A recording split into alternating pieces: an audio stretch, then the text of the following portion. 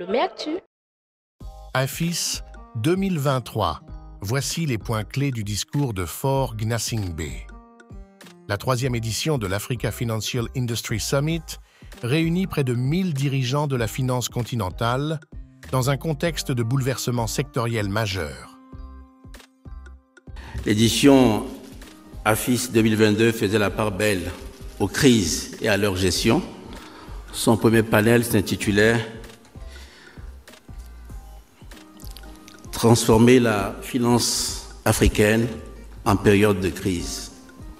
Force est de constater que nous ouvrons aujourd'hui un nouveau chapitre. Le thème des crises laisse place à celui des opportunités. Le premier panel de cette année, bâtir une industrie financière africaine de classe mondiale, une opportunité à 1500 milliards. Pendant 2 jours, l'industrie financière africaine s'est donné rendez-vous au Togo pour débattre sur les défis et les perspectives d'un secteur secoué par des chocs exogènes depuis plus de 3 ans. Retour sur l'essentiel du discours du chef de l'État togolais lors de cette 3e édition. Ce développement est très largement porté par l'adoption rapide des fintech, soutenue par l'augmentation de la possession de smartphones, la réduction des coûts d'accès à Internet et une population jeune, en croissance rapide et de plus en plus urbanisée. Ainsi, depuis la pandémie, le dynamisme du secteur est extraordinaire. Entre 2021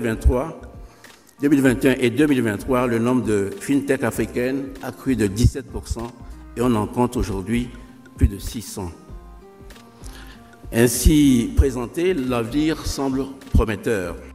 Le secteur privé contribue ainsi à la baisse de l'inflation et à l'amélioration de la croissance.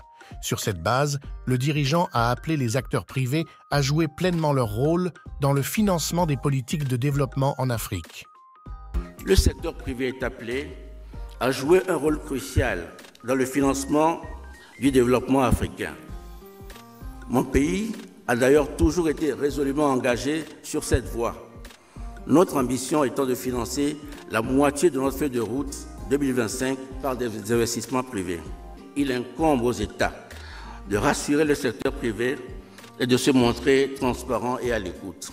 Rassurer, c'est d'ailleurs l'objet du Conseil de concertation État-secteur privé, une plateforme mise en place par le gouvernement togolais pour conduire un dialogue permanent avec nos investisseurs.